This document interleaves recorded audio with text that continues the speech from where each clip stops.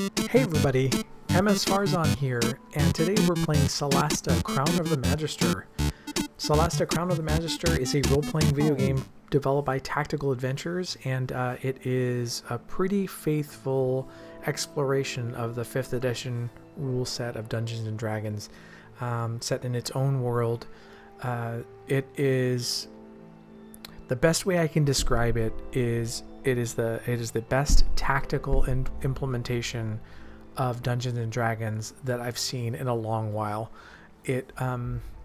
Whereas games like Baldur's Gate or if we're not talking D&D, we're just talking about role-playing games. Games like Baldur's Gate or what's more recent, Pillars of Eternity, bring the spirit of tabletop role-playing games to a digital space in the best possible way, and kind of obviate or eliminate some of the crunch that happens in tabletop board gaming that you don't really get in a digital space.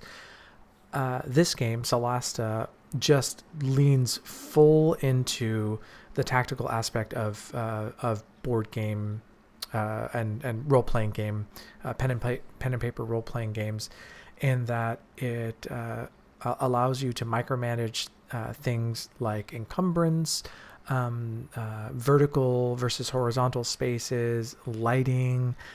It's really, really full bore on the simulation aspect of the of role-playing games, and specifically 5th edition. It's really faithful to that, and it's really just a very, very well done game in that sense.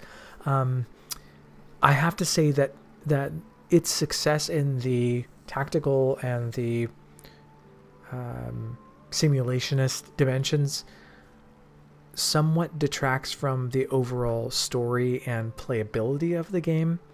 Like, is the game fun? I find it to be fun in that I enjoy playing with the tactical aspects of it, but at the same time, the overarching story and the world aren't as attractive or fleshed out in the way that like a Pillars of Eternity will be. Pillars is obviously a very narrative-driven game, and it's not fair for me to compare the two, as it's a little bit apples and oranges. But whereas games like Pillars of Eternity and even something like Pathfinder will try to reorient the type of gameplay to be better suited to a digital space, Solasta privileges the simulationist aspect of the game, so it feels more true to actually playing D&D in a digital space, rather than taking the digital space as the medium from the get-go and saying, okay, we're just going to make a game, and you don't have to think about all of these different aspects of the granularity of gameplay. And so it does that really well in terms of the tactical space and the simulationist space. You have it's a 3D top-down, but you can zoom way in, you can zoom way out. There's tons of lighting in the game, and it's in many respects beautiful when you have it on the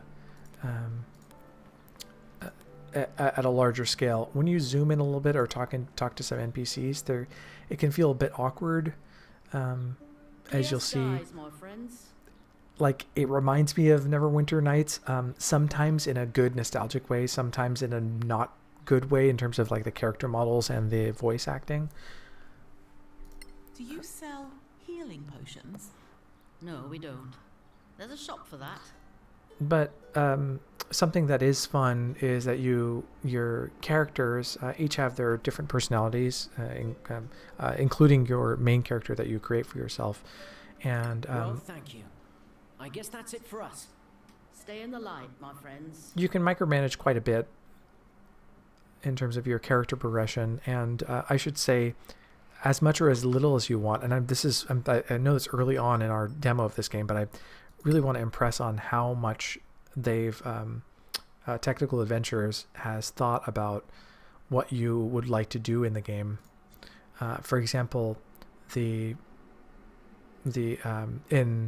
your difficulty settings, you could choose just a mode that does all the doohickeys for you, or you can use these sliders to determine exactly how you want battle to go. Like if I'm having battle, I found that the game was not too hard, but certainly hard enough that, and battles take so long because of all of the different tactical aspects of them. They took long enough that I didn't want to replay a battle if I got defeated in that battle. So my party's taking less damage, and they have higher saving throws, whereas the enemies have lower saving throws. My attack rolls get a bonus. Characters get auto revived. I'm not requiring food for rest. I get max health on the hit dice that I roll. I have a simplified encumbrance rule. This game gets so granular in that even your skills, your spells, your 5e spells that have verbal components and somatic and material components, you can determine which ones of these do you need. And so I decided I didn't want to have to do somatic components for the spells. And one of the reasons for doing that was I realized that one character, for example, was using a bow, and I wanted to cast a spell, but I couldn't do that because I didn't have a hand free, something like that. So I've just disabled this, and this is the kind of thing where people like Obsidian, or you could say Bethesda in developing the Elder Scrolls games, and others have made these kind of decisions to say, like, I don't really care if you have a hand free to cast a spell. Maybe in Bethesda it depends on the weapon that you have in the Elder Scrolls, but other games are just like, I don't want to get so granular about whether or not you have the material components for a spell, or if you need to have food or rations when you're trying to rest. This game has said, no, we want to have all of that integrated for you to simulate playing a role-playing game, but you're not beholden to that if you don't want to. And once I played with these sliders, it became much more accessible for the type of game that I want to play. So we're in the main hub of the world. We're actually fairly deep into the game, and there are some different factions that you'll encounter. Has all the role-playing doohickeys that you'd expect, some with more depth than others in terms of the stories and the quests and the relationships that you'll have. And I'm just going to fast travel to the exit of this hub to show you the overland map. Without giving away too much of the story, the game requires you to go out and search for these different gems to fit this crown, which is why it's called Crown of the Magister. And I actually like the overland mode because it's quite fun and relaxing. There's not much strategy that goes into it, but let's say I want to travel to this possible gem location. I can travel at a normal pace and it'll take me 4 days, or I could go faster at the expense of stealth and perception, or slower to take in the more surroundings and be less noticeable. We're just going to go for the default, start traveling. And where this game really shines is in the combat, which we'll get to in a moment. So we're just going to hide from this random encounter and keep going. Random encounter happens right outside of the duchy of the main area of the game. I wonder if this is pronounced Caer Cyflen.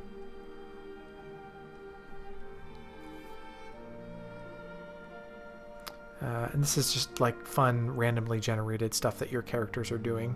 The characters tend to be really, sometimes wooden, sometimes really funny.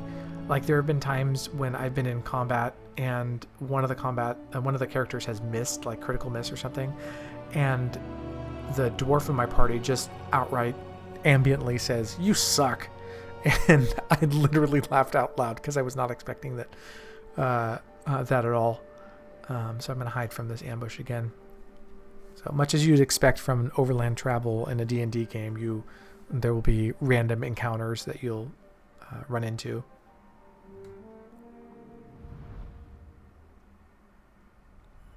So I've got to this location, which is a story location. Allow the game to load.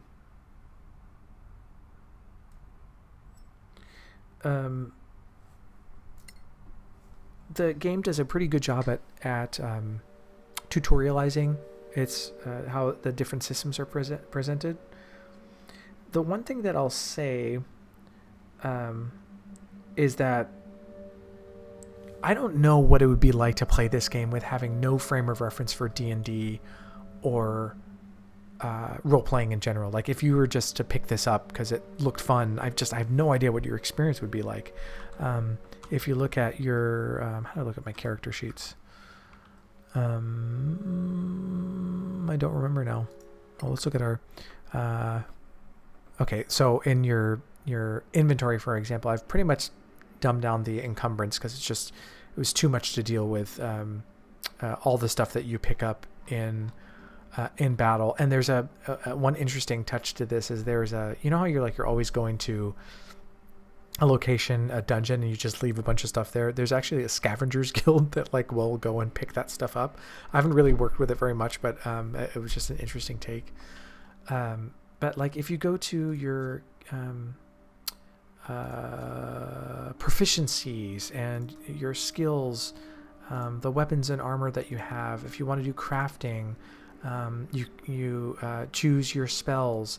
When you level up your character, I guess one could say D&D is no more or less complicated than other games in terms of character progression and character creation, but it's pretty complicated for the novice or someone who's never played D&D before. I remember at a previous job offering to be a dungeon master for an ongoing campaign at our work, and the first session was probably 2 hours of just number crunching and learning to play with the rules and creating characters, even though we spent a lot of the day on Slack talking about characters and how to do that stuff. So I could see you just spending hours building your character for the first time, and that's if you know Dungeons and Dragons. If you don't, I just don't know how you get through it. Okay, so a lot of verticality in this game. A lot of you'll be doing a lot of panning and zooming in, and if you're playing with the full light rules, if you don't have a torch and one of your characters can't see in the dark, then there'll be a disadvantage. So there's all that kind of stuff there. A lot of alternate routes for things, and if you hold Alt, you can see the Alt button. You can see that this rock can be pushed. The game really wants you to deal with verticality and pushing and pulling, well, mostly pushing, pushing rocks off of stuff onto other stuff, or pushing rocks onto enemies or what have you.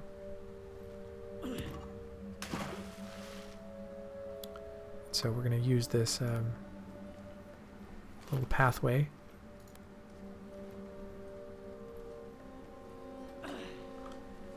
It is in many ways a very pretty game. Some of the character models and animations in dialogue aren't that great, but you tend to not notice it after a while, especially when it looks so good like this. You got full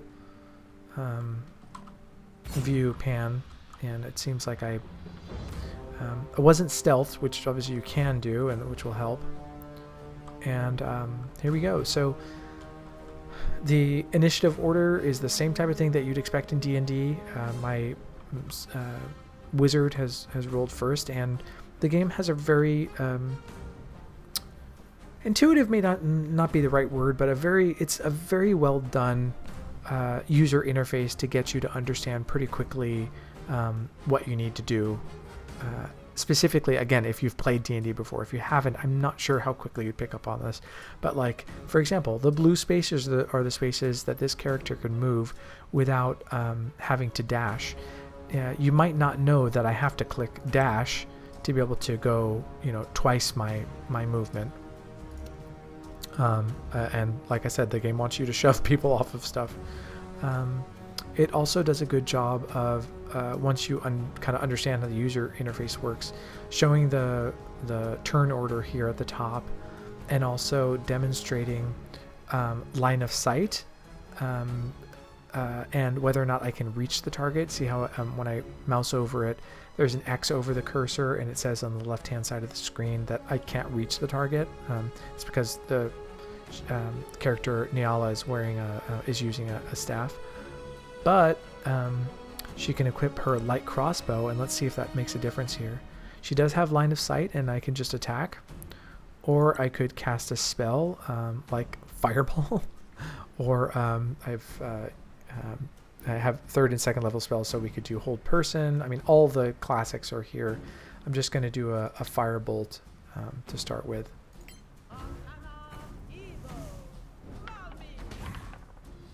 Cool. So that's pretty good, and maybe I'll just leave her where she is. And they do movement in terms of squares. Like, you don't have to think so much about feet unless you're talking about distance between yourself and another character.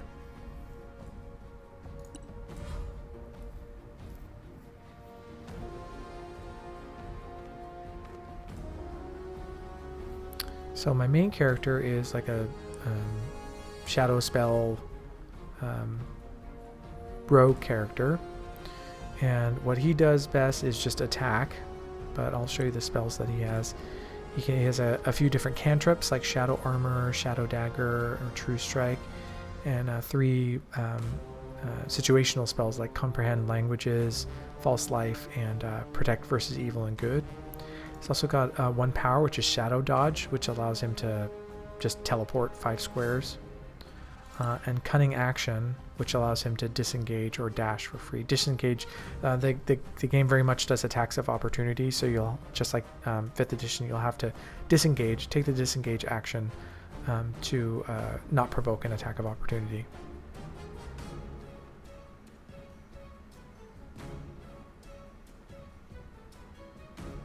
Okay. You can also, which I really love because you don't see this a lot in games, is the ability to ready an action. To do a melee attack when a character, when an enemy comes within range, or a ranged attack, or a cantrip attack. Not going to do that. And you can change which inventory item you want to use, which weapon layout you want to use once per turn. So let's just do a straight up attack of this creature.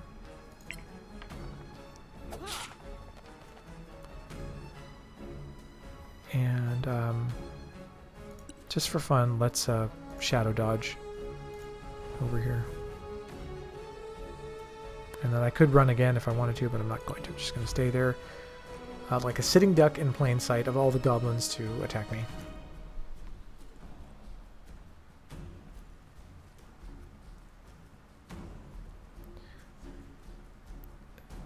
I say this in a good way. There is a ponderousness to combat. Maybe kind of like XCOM in a way, where it's like things are very methodical, and if you like to crunch on these types of games, this is absolutely the game for you, because there's a lot of granularity here that you can use. For example, right now, if I were smart, I would probably cast Sleep with one of my characters, and then and definitely use Bless so that I could buff my characters. But I'm not really going to spend too much time with that. Let's see if we can cast Hold Person on this goblin.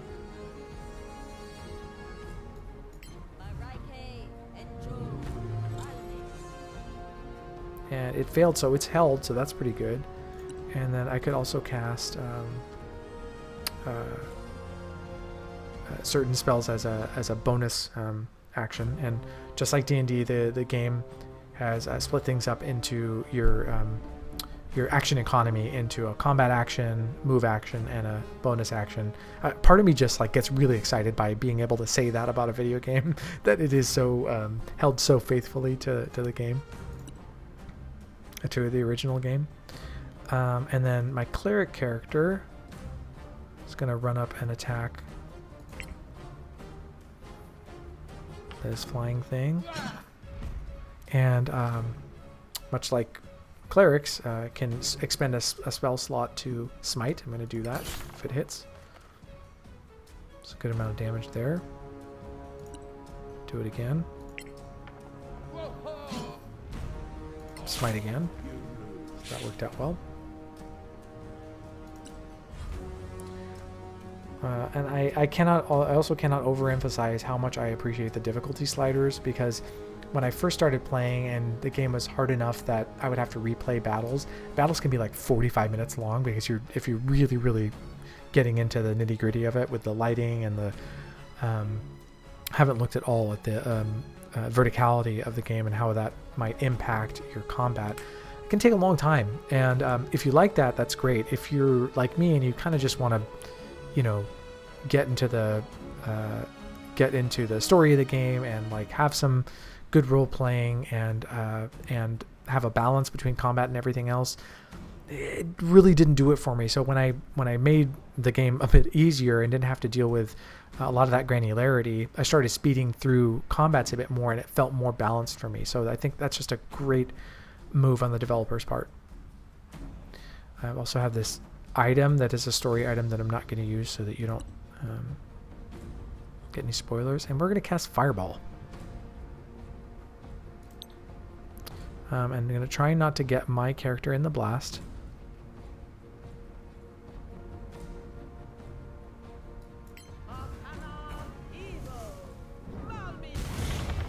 Nice.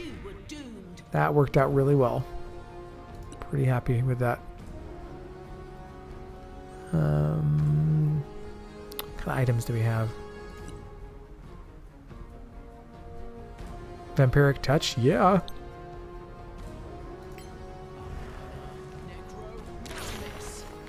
That worked good. And let's just use the cunning action to disengage, just to use it. I'm a little bit harsh on the story and character bits, but I mean there are some fun interactions between the characters, and every once in a while you'll get to use your other skills, like being able to try to intimidate someone rather to get more information out of them, or use a history skill check. One thing I do like is that you'll be in a conversation with an NPC, and one of your characters will be able to do an insight check, which will then determine whether or not the success chances of any subsequent rolls will be shown. So like if you do well on your insight check, then the next skill check will be like, let's say intimidate, or some other skill check, and it'll show you the percentage chance that a character will succeed at that. But if you don't make your insight check, then you're just doing it blind, which is, it's kind of cool. And those are a little bit fewer and further between than I would prefer, because I like the actual role-playing aspect and the social aspect of role-playing games. But it's definitely a nice touch, and allows you to invest some points into those skills for your character. For funsies, let's cast a where's my spiritual weapon bonus action?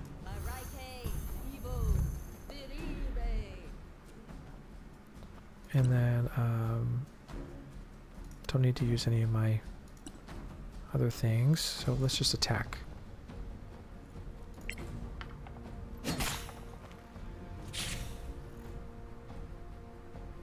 And move my spiritual weapon to attack the goblin. And a big ol' miss.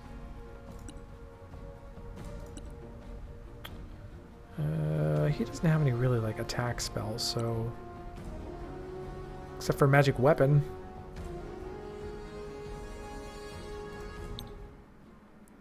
Let's cast it on my axe. And then destroy this fool. Of course I want to smite. Oh, that didn't kill him. This one will. Nice. No need to smite there.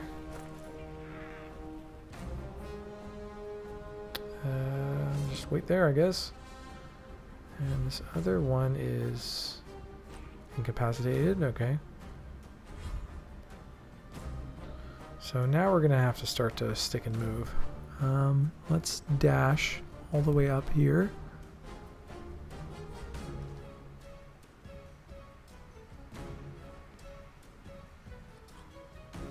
And we'll just wait. Let's see.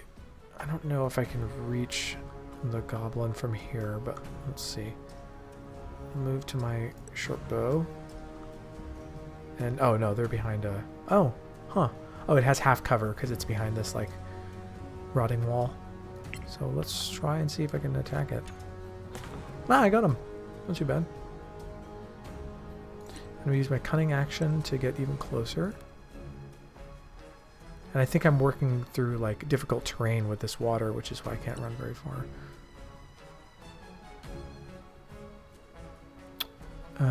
Let's see, I'm gonna dash up here. How does it feel to be hunted? Spiritual weapon. It's gonna slowly but inexorably make its way over to this goblin cutthroat.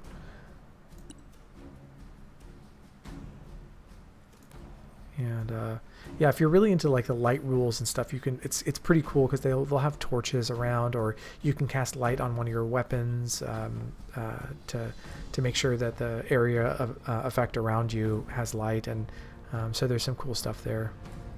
Let's see if I can reach him with this crossbow. Yep. Well, I could reach him if I didn't suck. Oh, great. Goblin Cutthroat is coming to me.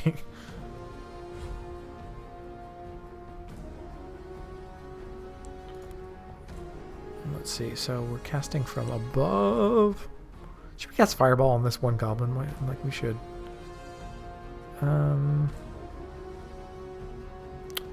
Magic Missile, always a good opportunity. Not enough damage though, wow. Burly goblin. Totally gonna do Vampiric Touch on this poor goblin. I think I have to run up to him first.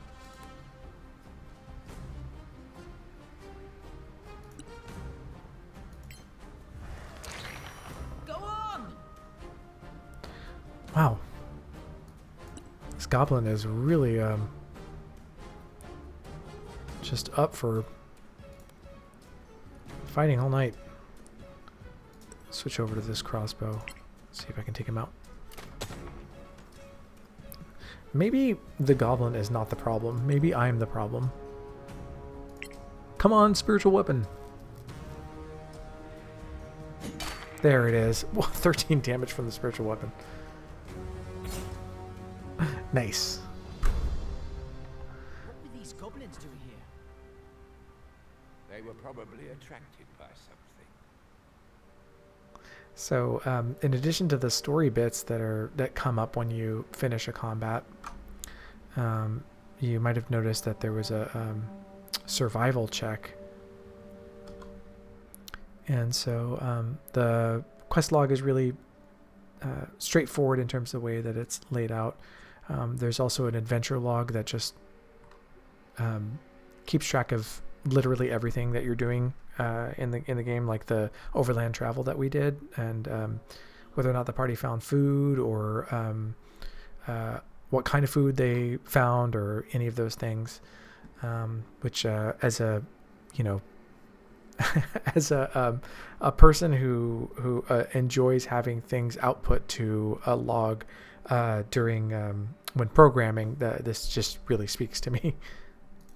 But it also has a fairly comprehensive bestiary where you have to gain knowledge from dealing with these different types of enemies to be able to learn more about them. And you can, as you can see, the ability scores of this Ghast don't show up, whereas I do have more information about ghouls, so that I know quite a bit about it and can go into battle having a bit more knowledge that like they have dark vision, or they're immune to poison, exhausted, so on and so forth. I haven't checked each one of these specifically against the monster manual, but I like to think that they're probably pretty faithful to the way they're represented in actual D&D. You can also see information about the different factions and your standings with them. I like the idea of this in terms of implementation. There hasn't been so much that I've come across that has really spoken to me. Certainly you'll pick up quest items and different items throughout the game that you can then donate to different factions to improve your standing with them and in turn gain some benefits. But like I said, I haven't really gotten much benefit from this so far. And then any tutorials that you want to follow. I used some of the tutorials just to figure out how Solasta implements D&D 5th edition, but not much otherwise. You'll need to take a short rest to be able to, regain to spend hit dice and so on. But you also will need to find a campfire to do a long rest to regain your spells, and very true to D&D in that way. Let's load a different save here, so just a little bit further in the game, just to show you. We won't do the full battle, but I just want you to see the verticality of the game. We climbed up a little bit, and certainly there will be some places where some environmental puzzles where you'll have to stand on a button to unlock a thing, and then you'll have to push over a rock, and it can get a little hairy in terms of moving the camera around, but they do a pretty good job with that. This is just, I think there's just loaded the save we just made. Maybe it's this one. Yeah, and it's you'll want, they give you an opportunity to want, for example, to have a rogue in your crew that can be able to disable a trap or unlock a door, or you'll want someone with history in your crew so that when you come across an artifact, you'll get a bit more of a story bit about the world. Am I just in the same place? Yeah. I keep loading the same game. Now I can't remember what... Let's try autosave 4, I guess. They're all in the Temerian ruins, but... Trying not to load anything that's like spoilerish for you in case you want to pick up the game yourself.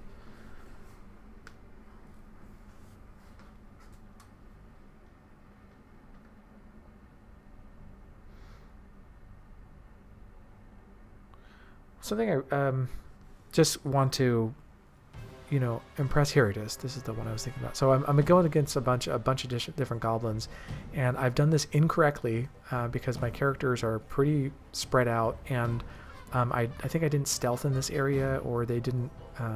They saw through my stealth or whatever. So I don't even know where half my characters are. Oh, they're hiding in the bushes here. You can press. Something cool is that if you pan somewhere else, you can press tab to return to your characters. Or if you're having trouble seeing the other characters, you can hold Alt and it will show you at least what you can see.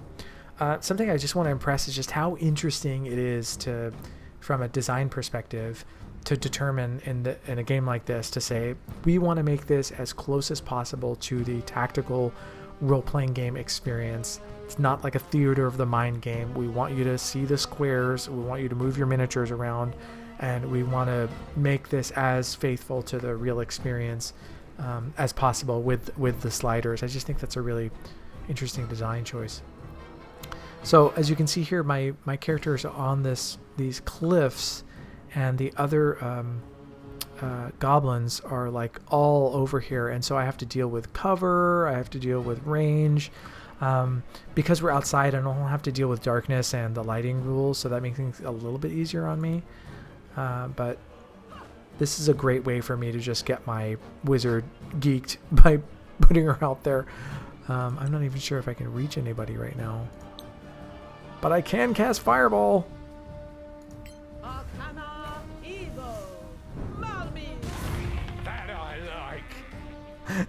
See, Burden, the dwarf, definitely like that. And now I've sent the wizard to the wolves.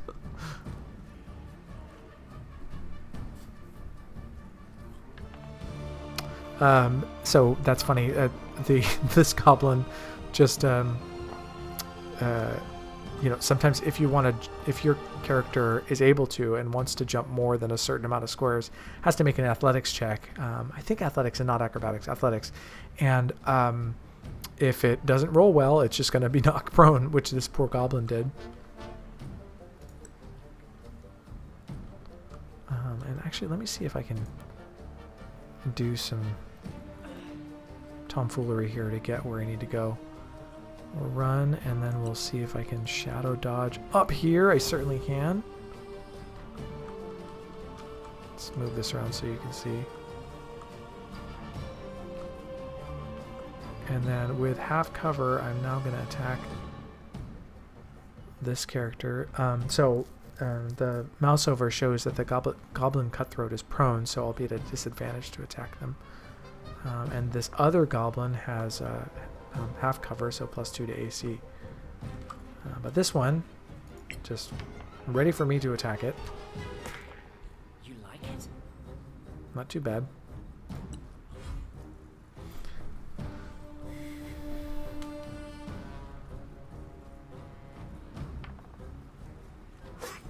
Whatever. Nice. Okay. Little spring attack there. What did it just cast? Oh, it casts slow. Great. And this character, the paladin, is just nowhere to be seen. Let's see if I can cast a buffing spell. Let's cast Bless. Well, only on the two of us. Because we're not in range. Cast Spirit. How close? Where's my spirit weapon? I understand.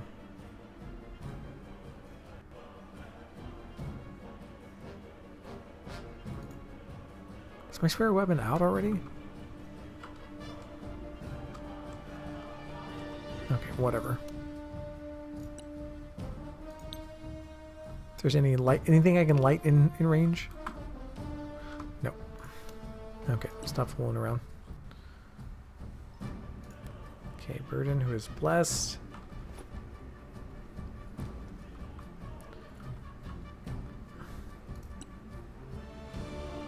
Just gonna do a branding smite.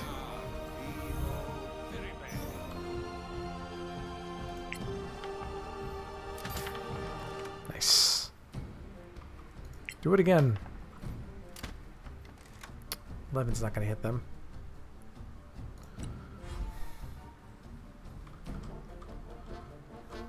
And just so you see, I'm going to shove this, I'm going to try and knock prone this goblin cutthroat. Hey, the meager attempt of the wizard has knocked this character prone. Love it. Oh, critical hit. This thing I love, I can just cast shield if an attack's going to hit me.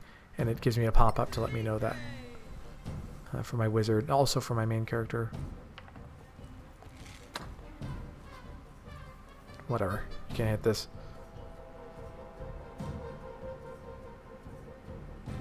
Let's jump down and attack this thing. The one we just knocked prone. So rude. Oh, nice.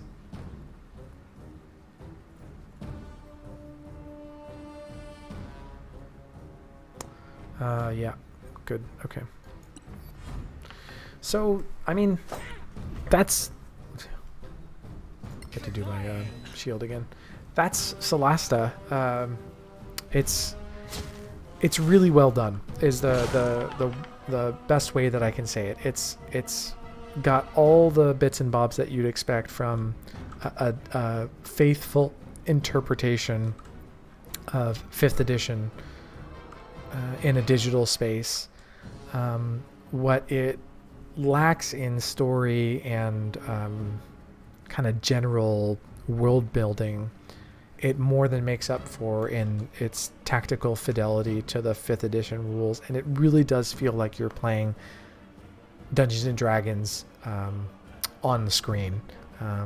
The way it handles, like, it probably privileges verticality and lighting and pushing stuff over a bit too much for my take, but I'm willing to accept that with how well it does everything else. And it just does such a great job simulating D&D that I really do think that it's worth taking a look at and trying. It can take a little bit of time to get into, especially because the story may not be very compelling at first, but it's the discrete, like, atomic battles that you'll get into are really fun in a tactical sense, and you know, are maybe you could call it like a substitute for actually being at a table with people playing. There's also a dungeon maker that I haven't really played with, and I think the game recently had a big update, so worth checking out. And yeah, like I said, I like it, and it's pretty fun. And I hope you've liked this video and it's been helpful for you. If it has, please be sure to like it and subscribe to my channel for more. You can also follow me on Twitter or check out my books and games at nightpathpub.com, and we'll see you soon.